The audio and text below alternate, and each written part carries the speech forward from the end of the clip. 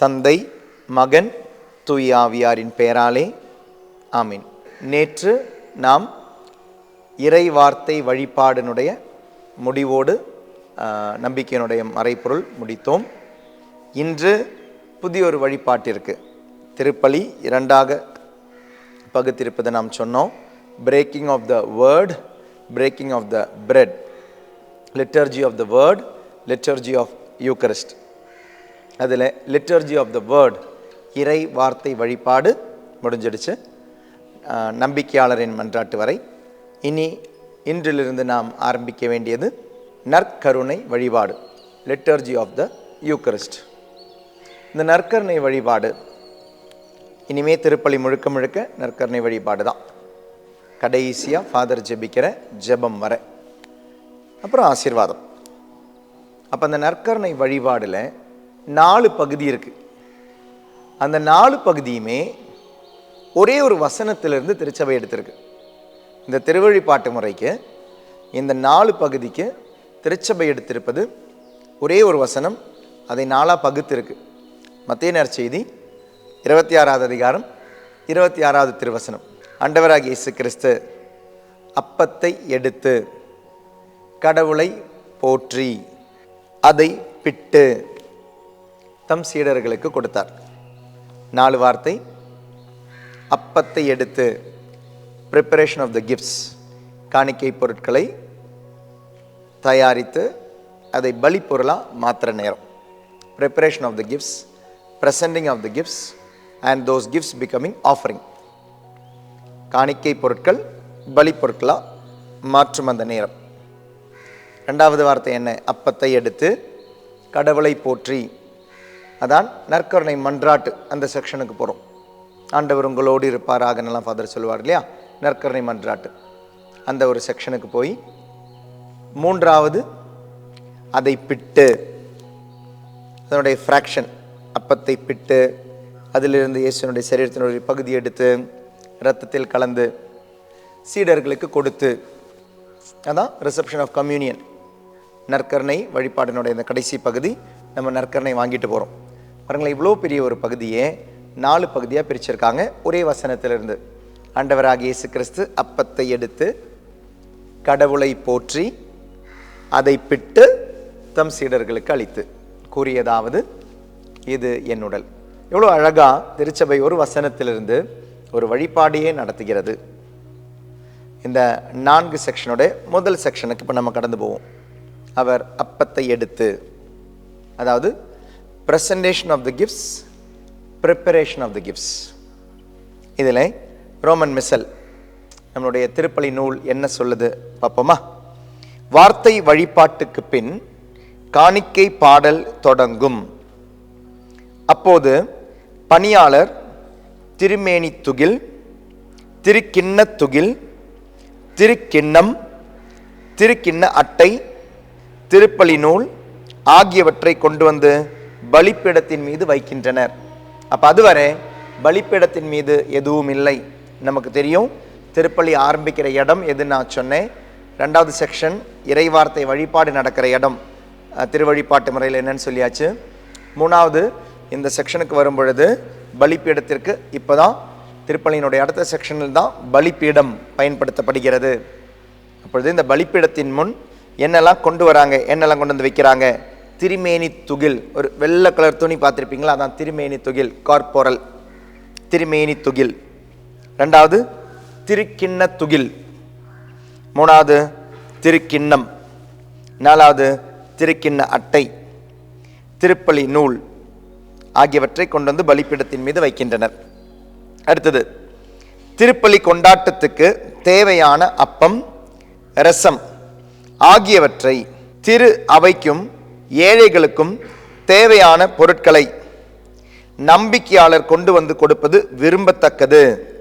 இதனால் இவர்கள் திருப்பலியில் பங்கு பெறுகின்றார்கள் என்பது வெளிப்படும். அதாவது இந்த பவனி, காணிக்கை பவனின்னு ஒன்று இருக்கு இல்லையா, அந்த காணிக்கை பவனியில் நம்ம நிறைய விஷயங்களை கொண்டு வருவோம். ஒரு சைடு நீங்கள் பார்க்கும்பொழுது காணிக்கை எடுத்துக்கிட்டு இருப்பாங்க, அதாவது பொருளாதார காணிக்கை எடுத்துக்கிட்டு இருப்பாங்க, பணம். அந்த காணிக்கை ஒரு சைடு நடந்துக்கிட்டு இருக்கும். அந்த சைடு பார்க்கும் பொழுது சென்டரில் வந்து மக்கள் நடந்து வந்துக்கிட்டு இருப்பாங்க. நிறைய பொருட்கள், சில டைம் அரிசி கொண்டு வருவாங்க, பருப்பு கொண்டு வருவாங்க, சர்க்கரை கொண்டு வருவாங்க, காய்கறிகள் கொண்டு வராங்க, கனிகள் கொண்டு வருவாங்க, பூக்கள் கொண்டு வருவாங்க, இப்படி நிறைய காணிக்கை பொருட்களையும் கொண்டு வருவாங்க. ஆனால் இது எதெல்லாம் கொண்டு வரப்படுகிறதோ கொண்டு வரப்படலையோ, கண்டிப்பாக கொண்டு வரப்பட வேண்டிய 2 பொருட்கள் இருக்கு. அப்பமும் ரசமும். இது ரெண்டுமே யார் கொண்டு வருவது நல்லது? மக்கள், நம்பிக்கையாளர் கொண்டு வருவது நல்லது. இனி இதில் 2ஆ பிரித்து பாருங்க. ஒன்று, இந்த அப்பமும் ரசமும் நான் ஏன் சொன்னேன், இது கண்டிப்பாக கொண்டு வரணும், பவனியாக கொண்டு வரணும். ஏனெனில் அப்பமும் ரசமும் திருப்பலிக்கு உடனே தேவையானது. அப்போ மற்ற பொருட்கள் அது திருப்பலிக்கு தேவையானது அல்ல. அது ஏழைகளுக்கோ கோவிலுக்கோ ஆலயத்திற்கோ தேவையான பொருட்களை நீங்கள் கொண்டு வரீங்க. அப்போது இந்த பொருட்களை வேறு இடத்துல வைக்கணும். இது பலிப்பீடத்துக்கு முன்னால் வைக்கக்கூடாது.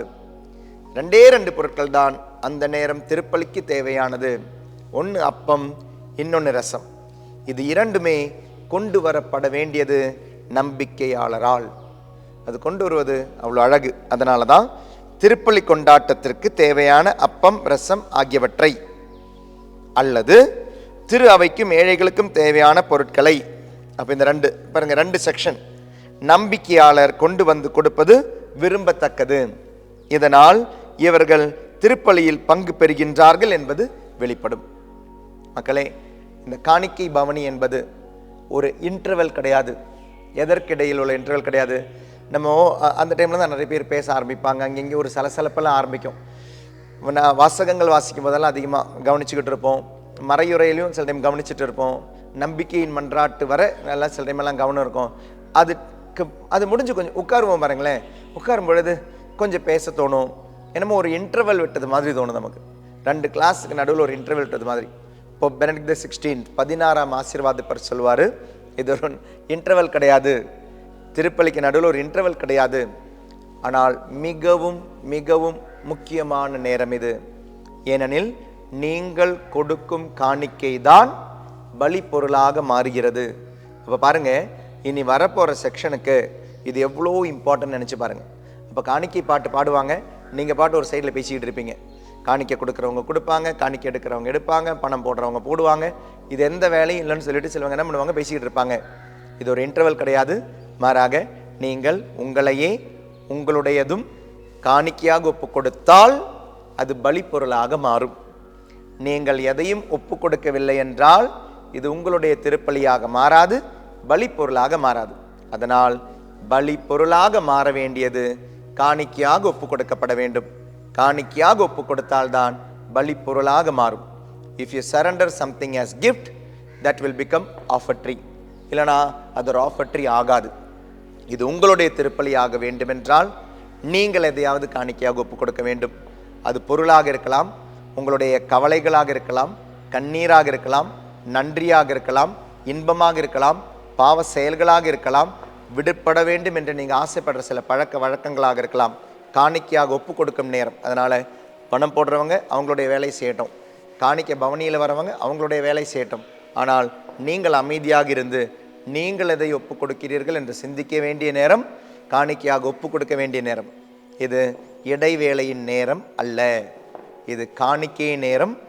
எது பலிப்பொருளாக மாற வேண்டும், உன்னுடைய திருப்பலியில் எது பலிப்பொருளாக மாற வேண்டும் என்று நீ சிந்திக்கும் நேரம், ஒப்பு கொடுக்கும் நேரம். இந்த நேரத்தை இடைவேளை நேரமாக யோசித்து உங்களுடைய நேரத்தை வீணாக்காதீங்க. திருப்பலியிலே இதுவும் மிகவும் மிகவும் முக்கியமான நேரம். காணிக்கை பாடல் பாடும் பொழுது நிறைய விஷயங்கள் பலிப்பீடத்துக்குள்ள நடந்துக்கிட்டு இருக்கோம். அதனால் இது எனக்கு எந்த வேலையும் இல்லைன்னு சொல்லி அங்கே பேசிக்கிட்டு இடைவேளையின் நேரமாக சிந்திக்க வேண்டிய நேரம் கிடையாது. 16ஆம் ஆசீர்வாதப்பர் சொல்வது போல, நீங்கள் உங்களுடைய அந்த காணிக்கை பொருளை கொண்டு வரும் பொழுது, அது அப்பமும் ரசமும் கொண்டு வரும் பொழுது உங்களுக்கு இதில் ஒரு பங்கு உண்டு என்று நீங்கள் நிரூபிக்கிறீர்கள். அப்போ அப்பமும் ரசமும் கொண்டு வரது 2 பேராக இருக்கலாம், ஆனால் உங்களுக்கு உங்களுடைய பகுதி இருக்கும். நீங்கள் ஏதோ ஒரு காரியத்துக்காக அந்த திருப்பலி ஒப்பு கொடுக்குறீங்க, ஏதோ ஒரு விண்ணப்பத்துக்காக ஒரு திருப்பலி ஒப்பு கொடுக்குறீங்க, ஏதோ ஒரு நன்றியோடு அந்த திருப்பலி ஒப்பு கொடுக்குறீங்க. அதை சிந்திக்க வேண்டியது, அதை ஜெபிக்க வேண்டிய நேரம் காணிக்கை பாடலின் நேரம். வீணாக்காதீர்கள், வெறுமையாக்காதீர்கள் உங்களுடைய திருப்பலியை. எதை காணிக்கையாக வைக்கிறீர்களோ அதுவே பலி பொருளாக மாறும். இனி திருப்பலியில் பங்கெடுக்கும் பொழுது இந்த நேரத்தை பயன்படுத்துங்க, ஜெபமாக மாற்றுங்க. எல்லாம் வல்ல இறைவன் தந்தை, மகன், தூய ஆவியானவர் நம்மை ஆசீர்வதிப்பாராக. ஆமீன். தேங்க்யூ. God plus.